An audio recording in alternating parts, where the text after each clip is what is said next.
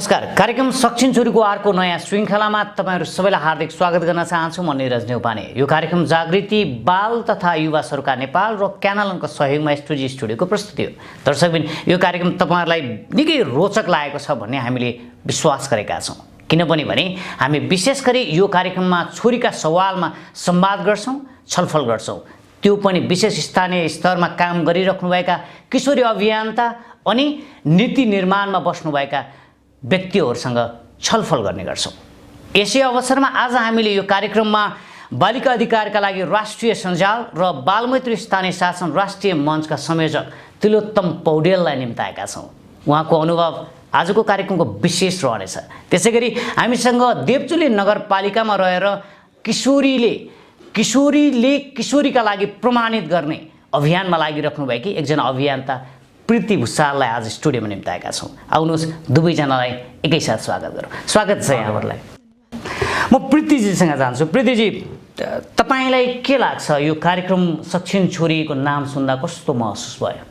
अवश्य पनि एकदम खुसी लागिरहेको छ। विशेष गरी छोरीको लागि कुनै कार्यक्रम लिएर आउँदा चाहिँ एकदम गर्व लाग्छ। छोरी भएर जन्मिँदा गर्व लाग्छ। अनि यस्तो कार्यक्रम सक्षम छोरी कार्यक्रम चलाउने संस्थालाई चाहिँ एकदम धेरै धेरै धन्यवाद दिन चाहन्छु। तिलोत्तम सर, तपाईँ त लाग्छ कि बाल अधिकारको कुरा गर्यो भने तिलोत्तम पौडेल चाहिँ सिनोनिम्स अर्थात् उस्तै शब्द। किनभने आज जानेर कसैले आफ्नो किताबहरू पल्टाउँछ अनि बाल अधिकार अर्थात् बाल क्लबहरूको कुरा गर्छ, तिलोत्तम पौडेलको त्यहाँ नामसँगै जोडेर आउँछ।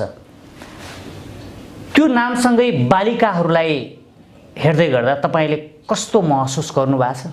संयुक्त राष्ट्रसङ्घको बाल अधिकार महासन्धि 1989 नोभेम्बर 20मा जुन पारित भयो, त्यसलाई नेपाल सरकारले 1990 सेप्टेम्बर 14 मा अनुमोदन गरे पश्चात नेपालमा बालबालिकाहरूले सङ्गठन खोल्न पाउने अधिकारभित्र रहेर विभिन्न सामाजिक सङ्घ संस्थाहरूको पहलमा र स्वतः स्फूर्त रूपमा बाल क्लबहरू खोल्ने सुरुवात गर्ने क्रम चल्यो।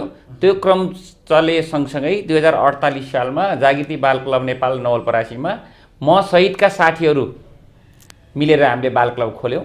त्यो बाल क्लबभित्र सबै खालका बालक बालिका, विभिन्न जाति, भाषा, धर्म, लिङ्ग र विशेषता बोकेकाहरूलाई संलग्न गराएर त्यो बाल क्लब एउटा त्यस्तो प्लेटफर्म जहाँ चाहिँ बालबालिकाको विषयमा छलफल होस् र त्यसले चाहिँ नि एउटा केही कोसेढुङ्गा साबित होस् भन्ने ढङ्गबाट हामीले चाहिँ एउटा बालिकाहरूलाई पनि समान किसिमको दृष्टिकोण दिनुपर्छ, समान ढङ्गबाट लैजानुपर्छ र हामीले छोरा र छोरी दुवै समान हुन्।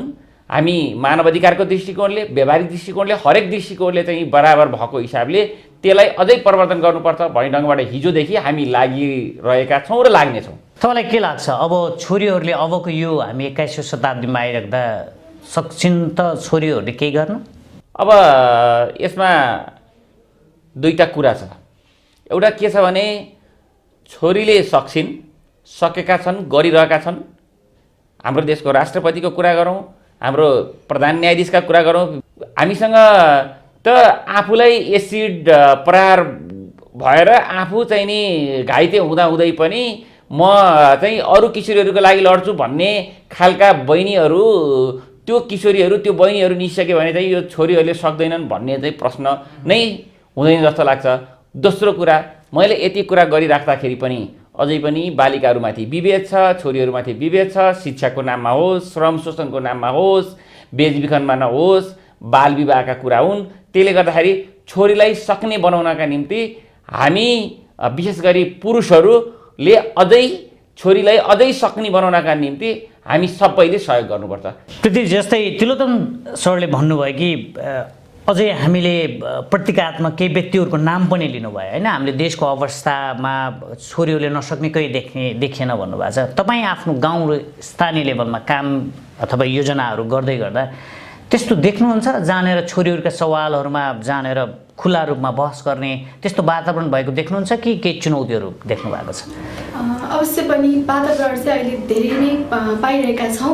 जस्तै अहिले स्थानीय शासनले पनि छोरीहरूको लागि केही गर्नुपर्छ भनेर कुराहरू चलिरहेको छ। अब विभिन्न संस्थाहरूले पनि बालकहरूलाई बालबालिकाको सम्बन्धी काम गरिरहँदा बालिकाहरूलाई पनि किशोरीहरूलाई पनि अगाडि बढाउनुपर्छ, किशोर किशोरीलाई सम्मान गराउनुपर्छ भन्दै विभिन्न कार्यक्रमहरू गरिरहेका छौँ। हामी पनि आफ्नै समाजमा रहेर एउटा किशोरी अभियन्ता बनेर किशोरीहरूलाई सशक्तिकरण गराउनुपर्छ भनेर किशोरी सशक्तिकरणको अभियानमा लागिरहेका छौँ।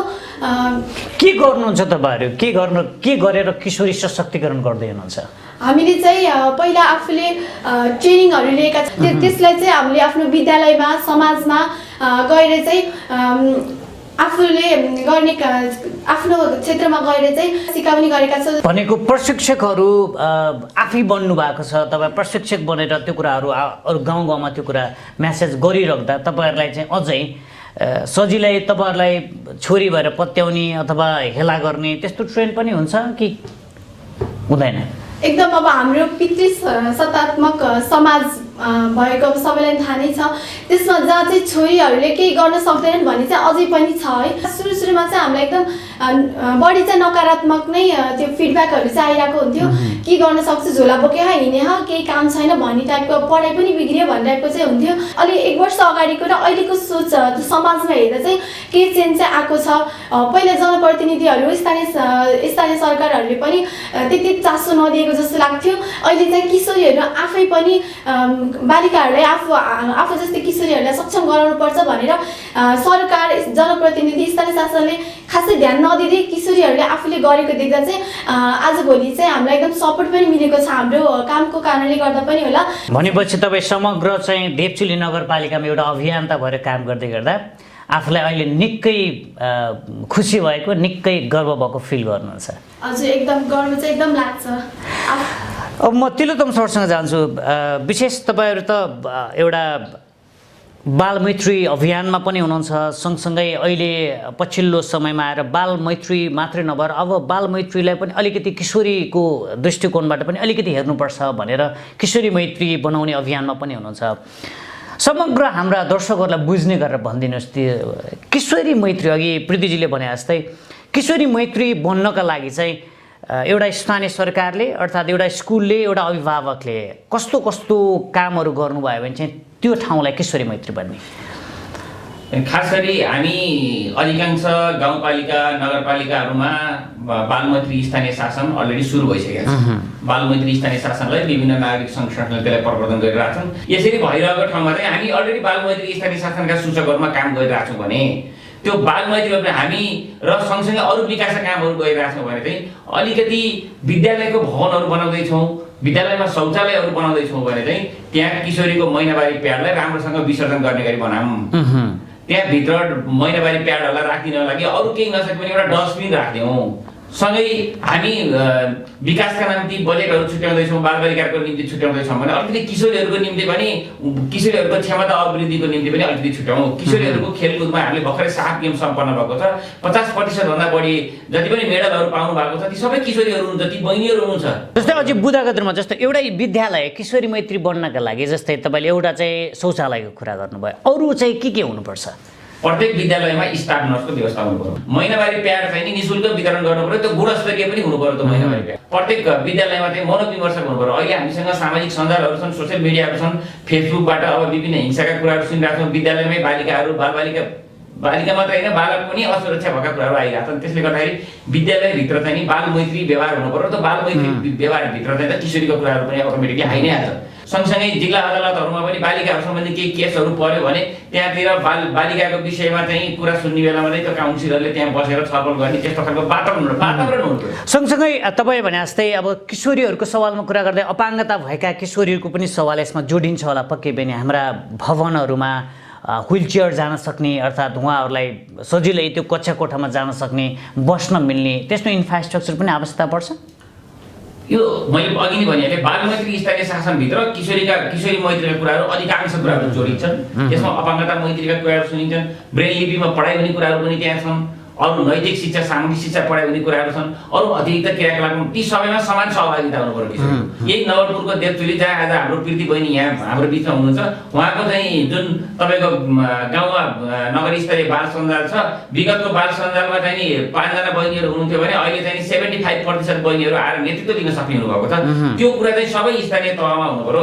विद्यालयहरूमा अतिरिक्त क्रियाकलापमा हरेक कुरामा चाहिँ नि बहिनीहरूको सहभागिता हुनु पर्यो र बहिनीहरूको सहभागितामा आचार संहिता बनाउनुदेखि लिएर स्थानीय तहमा हुने नीति निर्माण तहमा त्यो भयो भने चाहिँ हामी किशोरी मैत्री बनाउन सक्छौँ। राजनीतिक पार्टीका नेताहरू जसले नेतृत्व गरिराख्नु भएको छ, जनप्रतिनिधिहरू, नेपाल सरकार, प्रदेश सरकार र यस्ता कुरालाई चाहिँ प्रवर्धन गर्नका निम्ति, यस्ता कुराहरूको आवाज उठाउनको निम्ति म आम चाहिँ नागरिक सङ्घ संगठनहरूलाई पनि आवाज पक्कै पनि उठाइराख्नु भएको छ, उठाउनुहुन्छ र हामी पनि सँगै छौँ। प्रीतिजी, अघि तिलोत्तम सरले भने जस्तै तपाईँ स्कुलमा जाँदा टोयलेटको इन्फ्रास्ट्रक्चरको कुरा, तपाईँलाई शिक्षक शिक्षिकाले गर्ने व्यवहारको कुरा, होइन, त्यसै गरी तपाईँले जस्तो अपाङ्ग मैत्रीको कुरा, त्यस्तो इन्फ्रास्ट्रक्चरहरू छ हामीले पढ्ने विद्यालयमा जुन तपाईँहरूले परिकल्पना गर्नुभएको? अहिलेको सन्दर्भमा हेर्दा चाहिँ देवचुली नगरपालिकाभित्र नगरपालिका आफैले पनि सम्पूर्ण सरकारी विद्यालयहरूमा चाहिँ बालिका मैत्री त्यो शौचालय चाहिँ हुनुपर्छ भनेर पहल गरिरहेको छ र सम्भवतः प्राय सबै मावि तहको विद्यालयमा चाहिँ त्यो सञ्चालनमा आइसकेको पनि छ र प्रावि अनि निम्न मावि विद्यालयहरूमा पनि त्यो बन्ने क्रममा चाहिँ छ। अब म पढ्ने विद्यालयमा पनि अब त्यो हुन्छ अनि सानो बहिनीहरू भर्खर मेन्सुरेसन हुने उहाँहरूलाई चाहिँ अलिकति कसरी युज गर्ने, प्याडहरू पनि कसरी युज गर्ने अनि कसरी डिस्पोज गर्ने भन्ने कुरामा चाहिँ अलिकति नलेज नभएको जस्तो पनि छ। अनि त्यसैले चाहिँ विद्यालयहरू अनि देवचुली नगरपालिकाहरूले स्थानीय शासनहरूले पनि त्यो बनाएर मात्रै छोड्ने काम चाहिँ नगरिदियोस् र उहाँहरूलाई कसरी युज गर्ने, त्यसलाई चाहिँ भएको संरचनालाई कसरी सदुपयोग गर्ने भन्ने कुरामा पनि ध्यान दिने र भइसकेको त्यो प्रोजेक्टहरूलाई चाहिँ कसरी त्यो लगिरहेको छ अनि त्यो प्याड वितरण भन्ने अहिले चलाएको छ त्यसलाई पनि प्याड सबैमा वितरण भएको छ कि छैन। अनि स्टाफ नर्सको कुरा भन्नुभयो सरले, त्यो पनि एकदम हाम्रो प्रदेशमा पनि हाम्रो नगरपालिकामा पनि त्यो छिटोभन्दा छिटो भइदियोस् भन्ने हाम्रो चाहना छ। तपाईँले यही भन्दै जस्तै अझ म तपाईँलाई अझै जस्तै विशेष गरी किशोरीको स्वास्थ्यसँग चाहिँ अलिक बढी जोडिन्छ विद्यालयमा जाँदै गर्दा। जस्तो आफै महिनावारी हुँदै गर्दा एउटा सम्बन्धित शिक्षिका नभइदिएको कारणले प्याड माग्न नसक्ने अवस्था पनि हाम्रै ठाउँहरूमा देख्न सक्छौँ। सँगसँगै कहिलेकाहीँ हामी मेन्सुरेसन भइसकेपछि अथवा महिनावारी भइसकेपछि त्यहाँनिर पनि विभिन्न बहाना, सर मलाई टाउको दुख्या छ, होइन, सर मलाई पेट दुख्यो, म घर जान्छु भनेर शिक्षा पढ्दै घर जाने किशोरीहरूको अत्याधिक सङ्ख्या देखिन्छ। त्यस्तो कुराहरूलाई तपाईँले कसरी हेर्नु भएको छ, कसरी गर्नुहुन्छ आफू अभियन्ता भएर? एकदम त्यो चाहिँ विद्यालयहरूमा एकदम धेरै छ। हामीले पनि पहिला चाहिँ गर्ने नै त्यस्तै नै गर्थ्यौँ है। अब टिचरहरू म्यामहरू नहुँदा चाहिँ सरसँग हुँदा एकदम लाज मान्ने अनि त्यसपछि सर मलाई टाउको दुख्यो त्यो बाहना पारेर घर चाहिँ हामीले पनि गरेकै थियौँ। आजभोलि चाहिँ त्यस्तो एकदम टिचर जेन्ट्स नै हुनुहुन्छ भने पनि प्याड माग्न चाहिँ कुनै हिचकिच चाहिँ गर्दैनौँ। महिनामा गर्ने प्रोग्रामहरूमा चाहिँ अब त्यस्तो सेल्फ डिफेन्सहरू गर्छु भने त्यस्तो मेन्सुरेसनको कुरालाई पनि एकदम जोड दिएर मेन्सुरेसन हुँदाखेरि यस्तो गर्नुपर्छ, हामीले प्याड माग्न डराउनु हुँदैन भनेर भन्ने। अनि त्यसपछि आफूलाई पेन हुँदाखेरि पनि आफ्नो चाहिँ कुराहरू निर्धक्क भन्न चाहिँ गर्नुपर्छ भनेर त्यो पनि मेन्सुरेसनको बेलामा हुने अब आफ्नै इक्जाम्पल दिएर पनि हामीले यस्तो गर्छौँ भन्ने कुरामा पनि एकदम तालिमहरू चलाइरहेका छौँ। आजभोलि चाहिँ अब हामी लेडिज नै भएको भएर होला अनि पछि त्यो प्रोग्रामको लास्ट सेसनमा जाँदै गर्दा चाहिँ अलि उहाँहरू खुलेको पायौँ। अनि त्यो गर्दा चाहिँ अब किशोरीहरूको कुरा किशोरीले नै गर्यो भने चाहिँ उहाँहरूलाई पनि सहज हुँदो रहेछ भन्ने कुरा चाहिँ एकदम हामीले अनुभव गऱ्यौँ। आशा छ दर्शकबिन साँच्चै नै प्रीति जस्ता अभियन्ताहरू हाम्रो देशमा सबै स्थानीय तहमा, सबै प्रदेशमा, सबै राष्ट्रमा रहन सकौँ, जसले गर्दा यो परिवर्तन साना कुराहरूमा, व्यवहारिक परिवर्तनका कुराहरूमा हामी अझै किशोरीहरू लाग्न सकौँ। अझ प्रीतिजीको उदाहरणबाट के पनि सुन्न सकिन्छ भन्दा जबसम्म छोरीको सवाल छोरीबाटै नउठेसम्म परिवर्तन चाहिँ गाह्रो छ। त्यस कारणले छोरीका सवालहरूमा प्रश्न उठाउँ, छोरी नै आफै आफ्ना लागि अगाडि बढौँ भन्ने सन्देश यहाँहरूले प्राप्त गर्नुभएको छ। अहिले भने छोटो व्यापारिक विश्राम।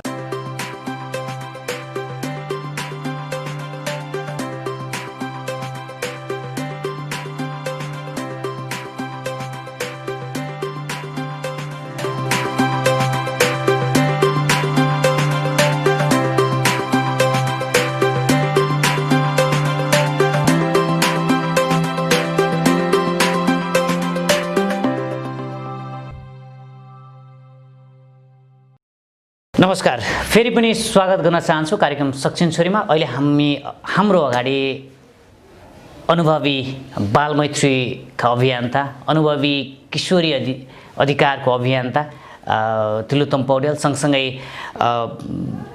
किशोरी मैत्री बनाउनुपर्छ आफ्नो नगरलाई भनेर लागिरहेकी एकजना अभियन्ता प्रीति भुषालसँग हामी छलफल र परामर्श गरिरहेका छौँ। तिलोत्तम सरसँग जान्छु। तपाईँ जसरी बालमैत्री, किशोरी मैत्री अबको देशलाई बनाउनुपर्छ, अर्थात् यो भएन भने हाम्रो देश हामी फेरि अब आगामी 10 वर्ष पछाडि अर्थात् केही समय पछाडि फेरि बालमैत्रीको अभियान अथवा यही हिंसा भयो, दुर्व्यवहार भयो, एसिड प्रहार गरेर काम भइरहेछ भनेर यही अभियानता गरिराख्नुपर्ने अवस्था रहन नदिनका लागि चाहिँ के गर्नुपर्छ? खास गरी हामीसँग संविधान छ। संविधान बालबालिकाको दृष्टिकोणले अत्यन्त राम्रो सकारात्मक छ। हामीसँग 15 आधार योजना छ। 15 आधार योजनाले बालबालिका र किशोर मैत्री बनाउने भनेर लेखेको छ। कतिपय त प्रदेशको आफ्नो नीति तथा कार्यक्रममा पनि बाल मैत्री बनाउने, किशोर मैत्री बनाउने भनेर लेख्नु भएको छ। 2 वर्ष अगाडिको तपाईको त्यहाँ यो 2 वर्ष अगाडि देवचुङ नगरपालिकाले बालबालिकाको लागि गरेको लगानी अथवा हिजो किशोरीको लागि गरेको लगानी हेर्ने हो र अब अहिलेको नीति कार्यक्रम र बजेट हेर्ने हो भने चाहिँ अब किशोरी मैत्री अभियानलाई अगाडि बढाउनु पर्छ भन्ने चाहिँ स्थानीय तहका व्यक्तिहरू, त्यहाँको मेयर, उपमेयर, त्यहाँका वडाध्यक्षहरू, त्यहाँका राजनीतिक पार्टीहरूले बुझ्नु भएको छ र त्यो बुझिसकेपछि त्यहाँको जस्तै अन्त पनि भएको छ होला। अन्त थुप्रै ठाउँमा त्यस्ता कुराहरू भएको छन्। त्यस्तो कुराहरू चाहिँ देशभरि हुनु पर्यो। हामीले उपलब्धि हासिल गरेर उपलब्धिलाई चाहिँ रक्षा गर्न पर्यो, बचाउनु पर्यो, ताकि त्यसलाई हामीले कार्यान्वयन गऱ्यौँ। अन्तर्राष्ट्रिय स्तरमा भएका सन्धि सम्झौता हाम्रा प्रतिबद्धतालाई कार्यान्वयन गऱ्यौँ। जस्तै तपाईँको कुरा एकदमै जायज छ। नेपाल सरकारकोबाट नीति निर्माणमा पहल कार्यक्रमहरू भएका छन्, धेरै उदाहरणीय कार्य पनि भएका छन्। तपाईँ त एउटा बालिका अधिकारका लागि राष्ट्रिय सञ्जालको संयोजक पनि हुनुहुन्छ, जहाँनिर विशेष गरी बालिकाका सवालहरूमा काम गर्ने सङ्घ संस्थाको एउटा सञ्जाल पनि छ। नागरिक सङ्घ सङ्गठनहरू जो बालबालिकासँग अथवा बालिकासँग काम गर्ने, उहाँहरूको पनि त कर्तव्य दायित्व छ होला नि, होइन? के गर्नुहुन्छ त्यो सञ्जालबाट तपाईँहरू? होइन, अब यो नागरिक सङ्घ संगठन सञ्जालहरू त्यो बालिका अधिकारको लागि राष्ट्रिय सञ्जाल किन नहोस्, अथवा बालमैत्री स्थानीय शासन किन नहोस्, अथवा सामाजिक सुरक्षा सङ्घको नागरिकको सञ्जालको कुरा किन नहोस्, चाहे अब राष्ट्रिय युवा परिषदमा आबद्ध भएका चाहिँ सामाजिक संस्थाहरूको सञ्जाल किन, हामी धेरै ठाउँमा चाहिँ त्यसको लिडरसिपमा रहेको हिसाबले चाहे त गैर सरकारी संस्था महासङ्घ किन, सबै नागरिक सङ्गठनहरू जहाँ आबद्ध हुनुहुन्छ, हाम्रो काम भनेको राज्यले अघि मैले भनेका जति पनि नीति छन्, कार्यक्रम छन्, बजेट छन्, त्यसलाई प्रभावकारी रूपमा कार्यान्वयन गर्नु पर्यो। विशेष गरी जस्तो नागरिक सङ्घ सङ्गठनहरूलाई अलिकति एउटा गुनासो पनि आउने गर्छ समाजबाट, यी नागरिक सङ्घ सङ्गठनहरू चाहिँ अलिकति परियोजना उन्मुख मात्रै भए, यसलाई कसरी हेर्नु भएको छ? नागरिक सङ्घ संगठन अथवा कुनै व्यक्तिले मात्रै परिवर्तन चाहेर छोरीहरू सक्षम भन्ने जुन नारा छ त्यो पुरा हुन सक्दैन। यो सबैको समान दायित्व छ, परिवारको दायित्व छ, समाजको दायित्व छ। राज्यले गरेको कुरामा नागरिक सङ्घ संगठनले एउटा इँटा थप्ने काम गर्नु। एकदमै प्रीतिजी, जस्तै अघि तिलोत्तम सरले के भन्नुभयो भन्दा अब अभिभावकहरूको पनि त्यत्तिकै दायित्व छ भन्ने कुरा आयो यो कुरामा सोचमा। तर हामीलाई के अनुभव छ भन्दा हाम्रो अभिभावकहरू अलि अगाडिको समयबाट हुर्किँदै आउनुभएको, त्यो संस्कारबाट हुर्किँदै आउनुभएको अभिभावकहरूलाई अहिले यो कुरा चाहिँ गर्नु हुँदैन भनेर सम्झाउन, बुझाइसकेपछि महिनावरीको कुरा होस्, हिंसाको कुरा होस्, बाहिर गएर छोरीलाई पनि स्वतन्त्रता चाहिन्छ भनेर यो बदल्नका लागि चाहिँ कतिको सहज जटिल छ? पक्कै पनि अब धेरै वर्षदेखि, धेरै पहिलादेखि नै आइरहेको यो त्यो सोच हुन्छ अब समाजमा, त्यो चाहिँ एकदम एकैचोटि चेन्ज गर्छु भन्ने चाहिँ एकदम गाह्रो, एकदम असम्भवै जस्तो देखेका छौँ हामीले काम गरिराख्दा पनि। अब कतिपय अब महिनावारीको प्रोग्रामहरू, ट्रेनिङहरू दिइराख्दा कोही अभिभावकहरू आउनुभयो भने यस्तो पनि सिकाउने हो भन्ने कुरा नि गर्नुहुन्छ। अब उहाँहरूले त पहिलेदेखि उहाँहरूको आमाको आमाहरूले त्यही नै सिकाउँदै आउनुभएको भने एकैचोटि चेन्ज गर्न चाहिँ एकदमै गाह्रो नै हुन्छ। हामीले चाहिँ यसलाई कसरी हेरेका छौँ भने अभिभावकहरूले राखेर पनि गर्ने र चेन्ज चाहिँ आफूबाट ल्याउनुपर्छ, आफूबाट सुरु गर्नुपर्छ। के अभिभावकलाई कसले सोच बदलिदिने, अर्थात् अभिभावकलाई कसरी बदल्ने होला सोच चाहिँ? अभिभावकहरूले अब त्यही अब जुन उहाँहरूले प्र्याक्टिसमा ल्याइराख्नु भएको छ त्यसको बारेमा चाहिँ नकारात्मक कुराहरू हुन्छ नि त त्यसलाई चाहिँ त्यसले कसरी ह्याम्पर गरिरहेको छ। तपाईँहरूले त्यही गर्नुभयो, तपाईँको आफ्नो अब जेनेरेसनहरूले त्यही गर्यो भने कति पछि पर्नुहुन्छ भन्ने कुरामा चाहिँ इम्प्याक्टहरू चाहिँ अलि अवेर गर्ने, अब किशोरीहरूलाई मात्रै भनेर सिकाएर मात्रै उहाँहरू सुरक्षित हुन सक्नुहुन्न भनेर चाहिँ उहाँहरूको अभिभावकहरूलाई पनि बेला बेलामा ल्याएर उहाँहरूलाई पनि तालिम दिने। अनि जस्तै अब हामीहरूले गर्दा गर्दै पनि अनि उहाँहरू अब प्रहरीहरूलाई पनि मिसाएर अनि त्यसपछि ठुल्ठुलो सङ्घ सङ्गठनहरूको व्यक्तित्वहरू अनि त्यसपछि जनप्रतिनिधिहरू नगरपालिकाको विभिन्न व्यक्तित्वहरू मेयर उपमेयर समेत हाम्रो कार्यक्रमहरूमा चाहिँ उहाँहरूले भ्याएसम्म चाहिँ उपस्थित हुनुभएको छ। यसरी गर्दा चाहिँ अलिकति विश्वास दिइरहेको जस्तो पनि फिल भएको छ हामीलाई चाहिँ। भनेको कानुनका कुराहरू पनि उहाँहरू जानकारी पाउनु भएको छ, उहाँहरूलाई चाहिँ कानुन जोड्नु भएको छ, उहाँहरूसँग परिवारसँग संवाद गराउनु भएको छ, उहाँहरूसँग आफ्ना कुराहरू राख्नलाई प्लेटफर्महरू क्रिएट गरिदिनु भएको छ, महिनामा क्रियाकलाप गर्नुहुन्छ, भाइ बहिनी साथीहरूसँग छलफल गर्नुभएको, जसले एकदमै ठुलो परिवर्तन आएको छ। देवचुली नगरपालिका पक्कै पनि हामीले विभिन्न समयसम्म गर्दै गर्दा एउटा किशोरी मैत्री बन्ने अभियानमा छ। तपाईँहरू जस्तो अभियन्ता आउनुभएको छ, त्यस कारणले पनि हामी एकदमै खुसी छौँ यो अभियानलाई निरन्तरता दिनुहोला।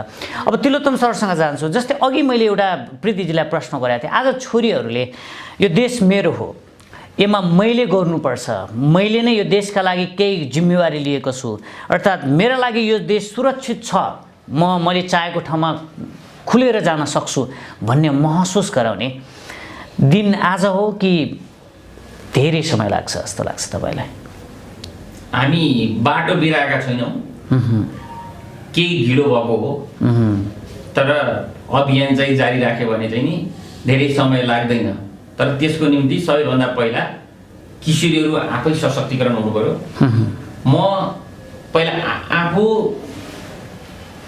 सचेत हुँदै समुदायलाई सचेतीकरण गर्ने अभियानमा किशोरीहरू लाग्नु पर्यो। हामीसँग भएका ऐन कानुनहरूको विषयमा उहाँहरू आफूले पनि जानकारी राख्नु पर्यो र अरूलाई पनि जानकारी दिन सक्नु पर्यो। हामीसँग भएका नीतिहरूलाई कार्यान्वयन तहमा पुर्याउनका निम्ति अरू नागरिक संगठन, घर परिवार, समाज, राज्य पनि लाग्नु पर्यो र राज्यले लिएर आएका ती राम्रा कुराहरूको विषयमा जानकारी राखेर त्यसलाई इम्प्लिमेन्टेसन कार्यान्वयन तहमा चाहिँ सबैजना लाग्नु पर्यो। एउटा नागरिक संगठन, एउटा संस्था भन्दा पनि यो सबैको साझा विषय हो। यदि साझा विषय भएर सबैजनाले लाग्नुभयो भने चाहिँ म को हुँ र मैले के गर्नुपर्छ भन्ने कुरोमा चाहिँ नि सबैजना चाहिँ ख्याल गर्न सक्यो भने चाहिँ केही समय लाग्छ। तर हामी चाहिँ एकदम बाटो बिराइहालेका छैनौँ, केही ढिलो भएको हो। यसमा चाहिँ नि अब हाम्रा विविध कारणहरू छन्। पक्कै पनि तपाईँ त एउटा किशोरी अभियन्ता हुँदै गर्दा तपाईँ त कहिलेकाहीँ साहित्य, गीतमा, कवितामा पनि उत्तिकै उत्कृष्ट आवाजसँगै हामीलाई कहिलेकाहीँ गुन्जाउनुहुन्छ। त्यस्तो उपहार हामीसँग केही छ भने सुनाइदिनुहोस् न। धन्यवाद सरलाई। सानो गीत लिएर आएकी छु, किशोरीहरूको सम्बन्धी नै रहेको छ। प्लिज। घरभित्रै हिंसा भाछ भन्न डराउँछौ, घरभित्रै हिंसा भाछ भन्न डराउँछौ, अभागी र बेसाराको ट्याग लगाउँछौ, अभागी र बेसाराको ट्याग लगाउँछौ। आजसम्म समाजमा यस्तो थियो चलन, आजसम्म समाजमा यस्तो थियो चलन, सक्छिन् छोरी अब चाहिँ अघि अघि बढौँ, सक्छिन् छोरी अब चाहिँ अघि अघि बढौँ। किशोरीहरूको अधिकारका लागि, किशोरीहरूको अधिकारका लागि सक्छौ अब सबै लड्नलाई हामी, सक्छौ अब सबै लड्नलाई हामी। धन्यवाद। ओके, एकदमै राम्रो, विशेष धन्यवाद तपाईँले। एकदमै उत्कृष्ट। यो आवाजले पनि भन्छ अब छोरीहरू सक्छन्, यो आवाजले पनि भन्छ अब छोरीहरू अगाडि बढ्छन्। पक्कै पनि हामीलाई एकदमै जिम्मेवारी, एकदमै त्यो गर्वान्वित फिल बनाइदिनु भएको छ। तपाईँको यो अभियान निरन्तरता दिनुहोस्। अब कार्यक्रमको अन्तिम प्रश्न छ, अब तपाईँ जस्तै सबै यो देशका सबै किशोरी बन्नका लागि चाहिँ अभिभावक, जनप्रतिनिधि, स्थानीय व्यक्तित्वहरूले के गर्नुपर्छ जस्तो लाग्छ? सर्वप्रथम त मैले किशोरीहरूले नै गर्नुपर्छ भन्ने कुरामा चाहिँ जोड दिन चाहन्छु। अरूले गरिदियोस् भन्दा पनि आफूले पहिला आफ्नो मुख खोल्न सक्यो भने चाहिँ केही सहयोगी हातहरू चाहिँ एकदम हाम्रो वरिपरि सहयोगी हातहरू चाहिँ धेरै हुनुहुन्छ। पहिलाको थियो होला किशोरीहरूले केही गर्न सक्दैनन् भन्ने, तर आजभोलि केही चेन्ज चाहिँ आएको छ। जनप्रतिनिधिहरूले पनि अब सहयोग गर्ने चाहिँ चाहिरहनु भएको छ। पक्कै पनि हाम्रो जनप्रतिनिधिहरू अथवा स्थानिक व्यक्तित्वले हेर्नु भएको छ भने प्रीतिजीको आवाजलाई सुन्नुपर्छ। पक्कै पनि सुन्ने जनप्रतिनिधि हामीले पाइसकेका छौँ। तिलोत्तम सर, अब चाहिँ तपाईँले पनि ठ्याक्कै हामीले चाहेको समाज, जानेर छोरी र छोरा बिचको विभेद नभएको समाज, समानताको समाज, जानेर यो छोराछोरी भनेर पनि नभन्दा पनि यो हाम्रो सन्तान हो भनेर सबैजना खुसी रहने दिन अथवा समाज बनाउनका लागि कसले के गर्नुपर्छ? मैले फेरि पनि दोहोऱ्याएर भन्छु, हामीसँग भएका संविधान, नीति एवं कानुनलाई प्रभावकारी कार्यान्वयन गर्नु पर्यो र हाम्रा अभिभावकहरू आफू सचेत हुनु पर्यो र आफ्ना छोरीहरूलाई, आफ्ना छोराहरूलाई पनि सचेत गराउनु पर्यो र छोरो साह्रै ढिलो घरमा आयो भने किन आएको हो भनेर सोध्ने प्रयत्न गर्नु पर्यो र काहीँ कतै छोरीहरूमाथि हिंसा भएको छ भने इज्जत जाला भन्ने डरले भित्रभित्र लुकाएर गुम्साएर राख्ने काम बन्द गर्नु पर्यो। नेपाल प्रहरी, स्थानीय सरकार, राष्ट्रिय मानवाधिकार आयोग, बाल हेल्पलाइनहरूमा तत्काल खबर गर्नु पर्यो। जो हिंसामा पर्नु भएको छ, हिंसामा पर्नुभएकाहरूको न्यायको लागि तदारुकता राज्यले देखाउनु पर्यो। त्यसको लागि 3 तहका सरकारहरूको बिचमा चाहिँ सहमति, सहकार्य, समन्वय, त्यो पनि बजेट लगानी सहितको योजना हुनु पर्यो। यिनीहरूलाई हामीले अहिले लगानी गर्नुपर्छ भन्ने चाहिँ कुरा सोचको चाहिँ सबै तहका सरकारमा विकास भयो, सबै पोलिटिकल लिडरहरूमा भयो र यो बालबालिका किशोर किशोरीको सामाजिक सुरक्षाको मुद्दा चाहिँ राजनीतिक पार्टीको मुख्य मुद्दा बन्न सक्यो भने मात्रै हामीले खोजेको बालिका मैत्री, किशोरी मैत्री, समृद्ध नेपाल सम्भव छ। हस्, निकै बहुमूल्य समय, बहुमूल्य विचारका लागि दुवैजनालाई धन्यवाद। यो महत्त्वपूर्ण अवसर दिनुभएकोमा यहाँहरूलाई पनि धेरै धेरै धन्यवाद। तपाईँलाई झन् विशेष धन्यवाद।